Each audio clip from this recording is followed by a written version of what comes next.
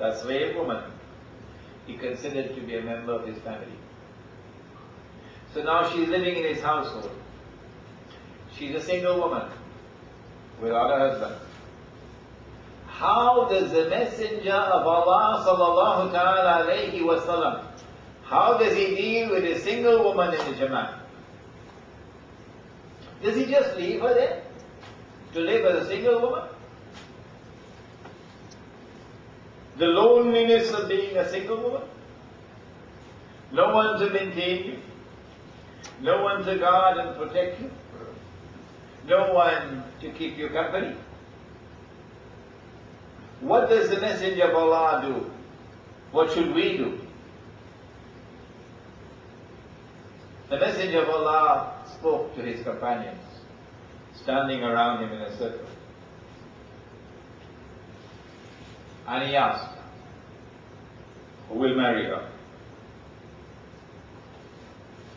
Because there's a command in the Quran, marry the single woman amongst you. It's a command. Who will marry her? Zayd bin Haritha, adopted son of the Prophet, is a much younger man. He said, I'll marry her. He didn't take that decision because he fallen in love with her. He didn't take that decision because he was attracted to her. He didn't take that decision because he wanted her. No, he took that decision because the Messenger of Allah said, who will marry her? Somebody has to marry her. Okay, I will do it. And so I'm marrying her for Allah's sake. That's possible. And out of that marriage was born, what was his name? What was his name? Nobody attended my Sirah class? Or you forgotten? Usama. And so Usama used to be known as the grandson of the Prophet ﷺ. From this incident we know we've got a message, a powerful message, that the Messenger of Allah sallallahu ta'ala alayhi wa sallam placed upon the Jama'ah an obligation to ensure that single women are married if they would like to be married. If a woman says, no, I have no interest in marriage, then the Jama'ah has no obligation. But if there are women who want to be married, like a girl who wrote to me in 1995, that's 10 years ago, she wrote to me in the United States, Brother Imran, can you help me? I want to be married. Yes. 10 years have passed. I've not been able to find a husband for her. And yet I tell you, seldom have I found someone with more purity of a heart and purity of character, living in poverty. Oh, what a beautiful being she is. Brother Imran, can you help me? I want to be married. Not only is there this case, but I tell you, there are many, many, many such women who want to be married. And I have more news for you. Tomorrow will be worse than today. Among the signs of the last day, said the Prophet sallallahu ta'ala alayhi wa sallam,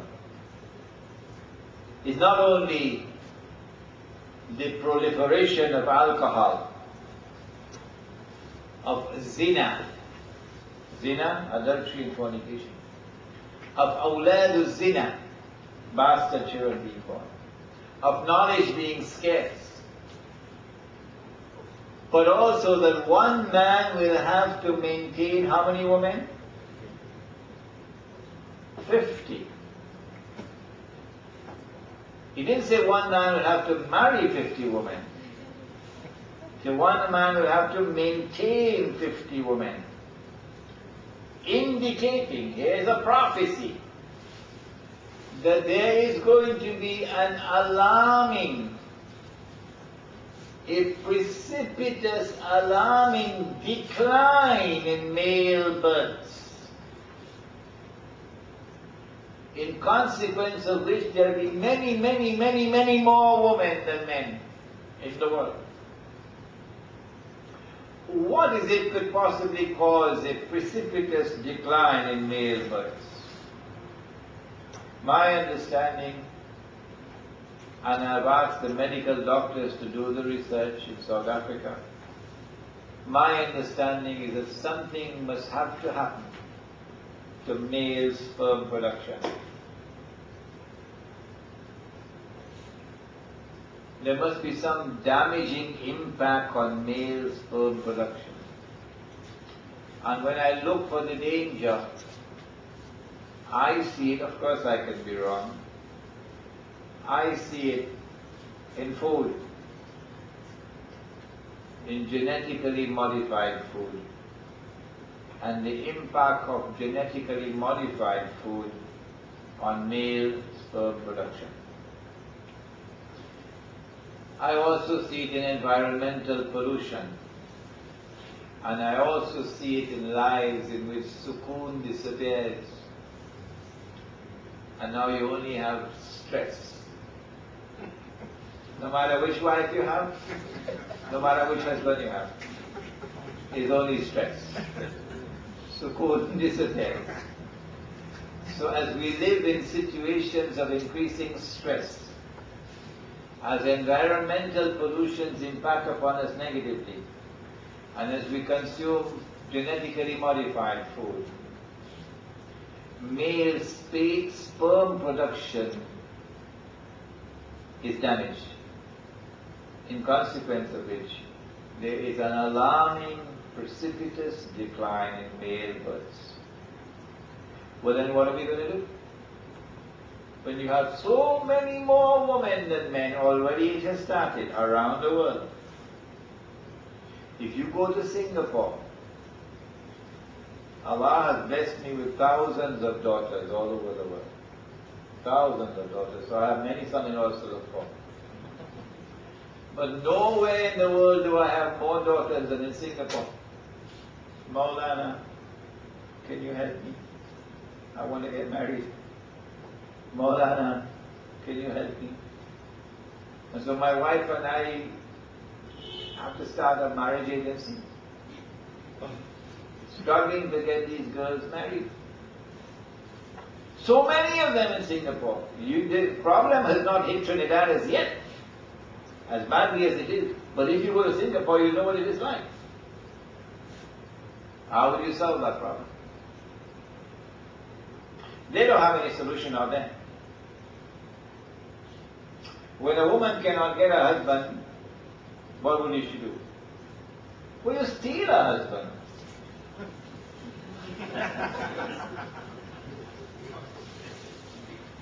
That's what you do, you steal a husband.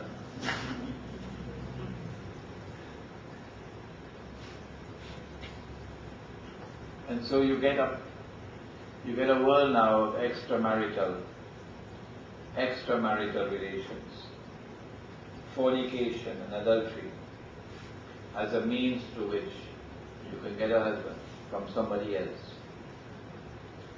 Don't tell me it's not happening already, because that's the world in which we live in today already. Or there's a second possibility, which is likely to emerge in the future. That a group of women will share a husband. And they'll have a roster. She said, well, you can have him tonight, I'll have him tomorrow night, and she'll have him the next night. Sharing the husband. So he has to go as they tell him to go. That's coming.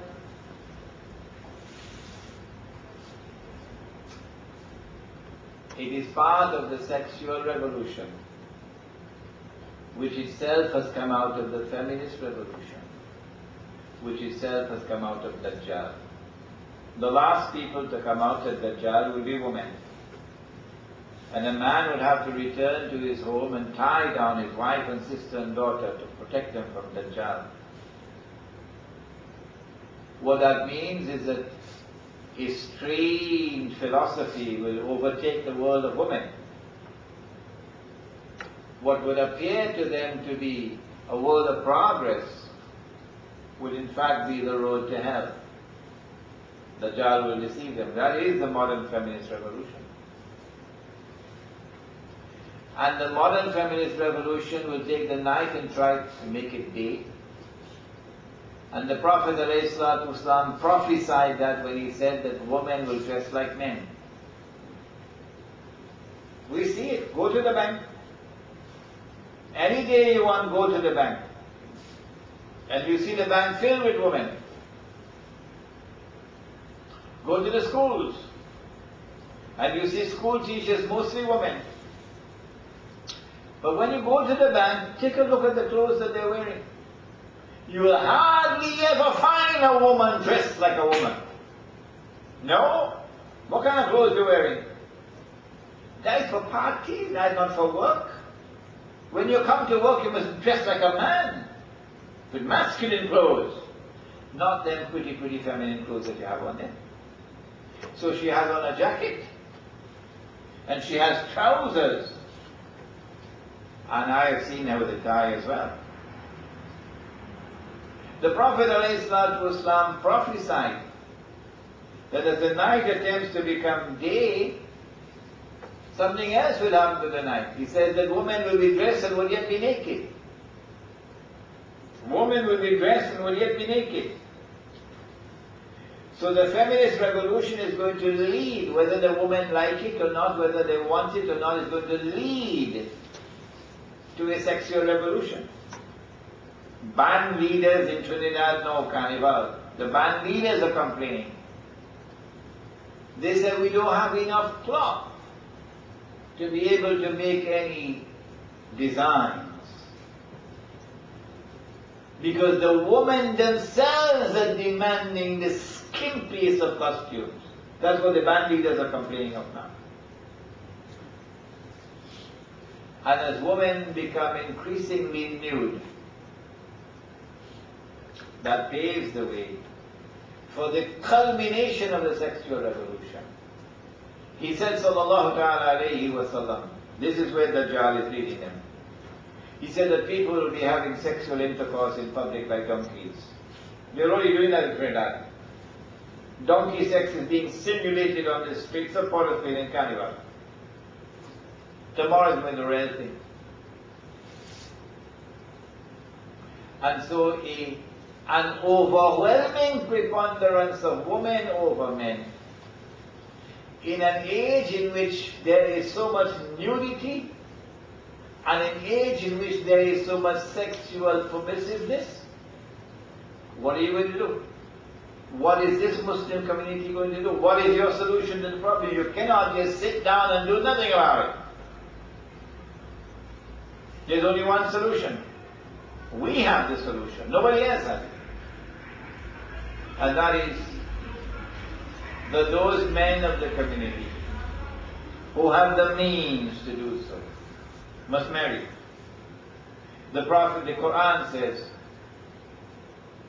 وَإِنْ خِفْتُمْ أَلَّا تُقْسِطُوا فِي الْيَتَامَى فَانْكِحُوا مَا طَابَ لَكُم مِّنَ النِّسَاءِ مَثْنَى وَثُلَاثَ وَرُبَاعَ وَإِنْ خِفْتُمْ أَلَّا تَعْدِلُوا فَوَاحِدَةً أَوْ مَا مَلَكَتْ أَيْمَانُكُمْ إلى آخر الآية.